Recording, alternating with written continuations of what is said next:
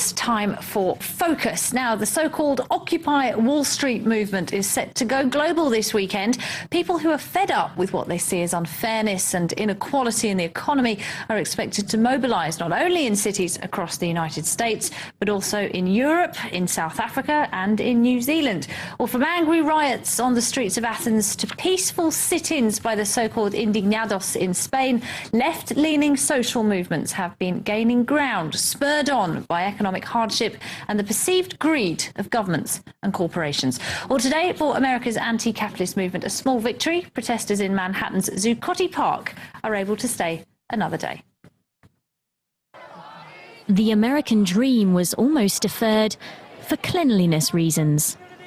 For nearly a month, the Occupy Wall Street campaign has taken root in Zuccotti Park, just a stone's throw from Wall Street.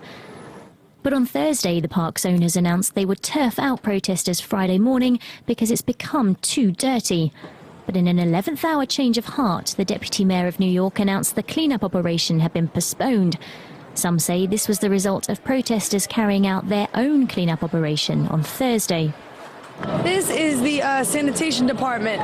We are a part of the sanitation committee. We've got mops and mop heads. We have wipes, baby wipes. As fears grow about the US's stalling economy, so has support for the Occupy Wall Street campaign.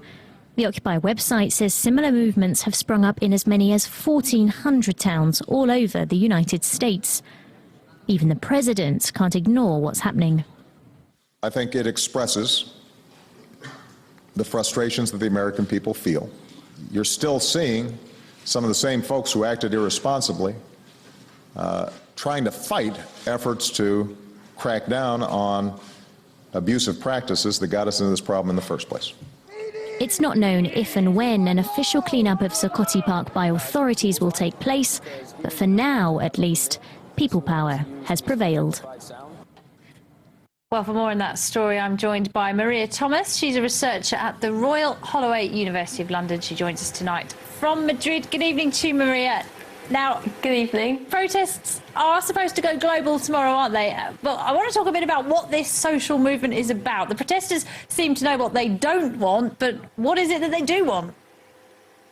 Well, I think in terms of Spain's Indignados movement, which is of course also known as 15M, because it started back in May of this year, I think that it's driven just by a general discontentment with Spain's political class and with the idea that governments continue to make economic policy based around the demands of the markets, of big business, and without bearing in mind the wishes of the people.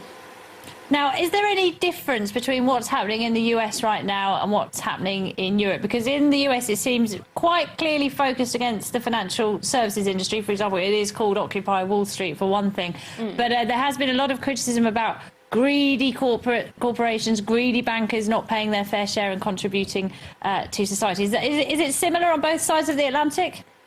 I think that it's very similar on both sides of the Atlantic, and I think that all of these social movements share a common imaginary and a common set of goals. I think that the Occupy Wall Street movement has a huge amount to do with what was driving what continues to drive the protesters of 15M or all of the indignados all over Europe who are currently marching towards Brussels. And I think that although in Spain it was obviously their demands were based around Spain's two-party system and factors which were local, if you like, to the country, I think that basically the idea that the human being is being neglected by politicians who continue to make decisions based on pleasing the economic market is universal.